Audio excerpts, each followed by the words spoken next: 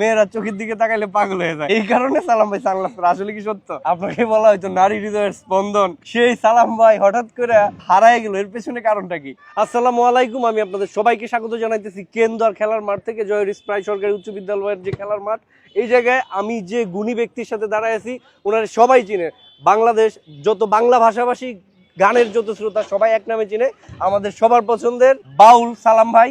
সালাম ভাই এখানে আছে, সালাম ভাইয়ের বাড়িটাও ঠিক এইখানেই, মাঠের ঠিক পাশেই। এখানে এসে বাইরে পেয়ে গেলাম, ভাইয়ের সাথে একটু কথা বলবো। আমরা অনেকদিন যাবত দেখতেছি যে ভাইরে আসলে আমরা গানে পাইতেছি না, মঞ্চে পাইতেছি না, টেলিভিশনে পাইতেছি না। আসলে কি এমন ঘটনা ঘটলো যে ভাই আসলে একটু অনিয়মিত হয়ে গেছে? এই ব্যাপারে একটু জানবো। ভাই আপনি কেমন আছেন বলেন? এখন আল্লাহর রহমতে ভালোই আছি, আল্লাহ পাক ভালোই রাখছে। অসুস্থ ছিলাম মাঝে কিছুদিন, এখন মোটামুটি ভালো আছে। আচ্ছা, আপনি মাঝখানে একটা বিরতি নিলেন, আপনারা যখন দেখছি খুব রেগুলার গান করতেছেন, সারা বাংলাদেশের মানুষ বিরাট এক গণজোয়ার, হ্যাঁ, আপনাকে বলা হয়তো নারী হৃদয়ের স্পন্দন, সেই সালাম ভাই হঠাৎ করে ইনএক্টিভ হয়ে গেল, হারায় গেল, এর পেছনে কারণটা কি? কারণটা হলো আমি গাড়ি অ্যাক্সিডেন্ট করছিলাম, আচ্ছা মোটরসাইকেল অ্যাক্সিডেন্ট করে একটু দুঃখ পাইছিলাম, এই কিছুদিন এসেছিলাম আর কি। আচ্ছা, আপনার নামে আমাদের এই অত্র এলাকায় একটা ব্যাপার ছিল যে আপনি গান গাওয়ার সময় সানগ্লাস পরতেন, হ্যাঁ, এবং তরুণ সমাজের মানে কাচ্চা বাচ্চা পোলা মানে এডরে নিয়ে একটা ঘটনা বানাইছে। সালাম ভাই যখন গান গায়, মেয়েরা চোখের দিকে তাকাইলে পাগল হয়ে যায়, এই কারণে সালাম ভাই সানগ্লাস পরে। আসলে কি সত্য? এটা হইলো তাদের ব্যাপার, যারা আমার চোখের দিকে চাইলে যদি তার আকর্ষণ করে থাকে, এটা তাদেরকে আকর্ষণ করছে, এটা তো আর আমি মূলত সবটা জানি না। আপনার তো কিছু করার, আমার তো কিছু করার নেই। পোলা মানে বানাইতে পারে কথা, এটা বানাইছে, বানাতেই হবে, কথাটা মূলত এরকম না।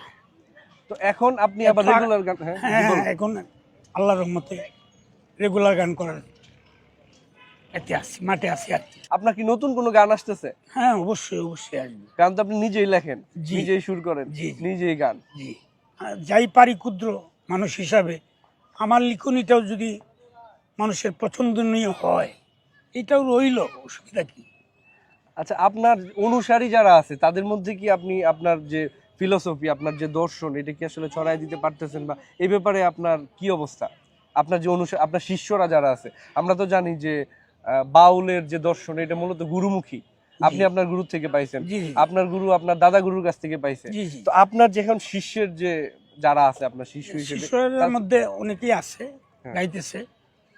সবুজ আছে, সুহাগ আছে, হবিল আছে, হবিল যেমন মার্কেটে একটু ভালো আছে, সবচেয়ে রেগুলার গাইতেছে।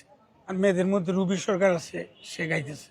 আচ্ছা, আপনার সোশ্যাল মিডিয়ায় আমরা খুব একটা দেখতেছি না। যেমন ধরেন এখন যত শিল্পী আছে, তথ্য প্রযুক্তির কারণে কিন্তু মানুষ এটারে পজিটিভলি ইউজ করতেছে। যেমন ধরেন শিল্পীদের একটা ইউটিউব চ্যানেল থাকে, ধরেন আপনি আপনার মতো করে গান গাইতেছেন, সেটা ইউটিউবে গেল, বা এই যে আপনার সাথে আমি কথা বলতেছি, এটাও কিন্তু ইউটিউবে বা ফেসবুকে যাবে। তো এই জিনিসগুলো তো পজিটিভ। তো আপনি এই জায়গাগুলোতে কেন যাইতেছেন না? আমার ইউটিউব চ্যানেল একটা আছে, এটা কিছুদিন হয়, এটা আচ্ছা, নিছি আর কি। দেরিতে শুরু করছি। হ্যাঁ, দেরিতে শুরু করছে, এই 3-4 মাস হচ্ছে। আগে এটা আমি করি নাই, আগে বললে এটা আমি গুরুত্ব দেই নাই। আসলে এটা সত্য যে হচ্ছে আমরা মনে করি ফেসবুকে যা নাই দুনিয়াতে তা নাই, মানে সালাম ভাই ফেসবুকে নাই বা ইউটিউবে নাই, মানে সালাম ভাই মনে হয় আর গান গায় না। আশা করি আমরা খুব শিগগির আপনার নতুন গান শুনতে পারবো। অবশ্যই অবশ্যই আবার দেখাবো। এবং আমার যেটা রিকোয়েস্ট থাকবে, ধরেন সবার পক্ষে তো সম্ভব না, ধরেন আমাদের প্রবাসীরা আছে যারা বাংলাদেশেই থাকে না, ওরা আপনার গান কেমনে শুনবে, নতুন গানগুলো কেমনে শুনবে? আপনি একটু সোশ্যাল মিডিয়ায় বা স্ট্রিমিং সাইট, আমার চ্যানেলটার নাম হলো সালাম সরকার কেন্দ্র। সালাম সরকার কেন্দ্র, সুন্দর নাম। হ্যাঁ, ঠিক আছে, আপনারা যারা শুনতেছেন সালাম সরকার কেন্দ্র ইউটিউব চ্যানেলে গেলে সালাম ভাইয়ের গান পেয়ে যাবেন। ঠিক আছে সালাম ভাই, ধন্যবাদ, ভালো থাকবেন। ওকে, ভালো থাকবেন।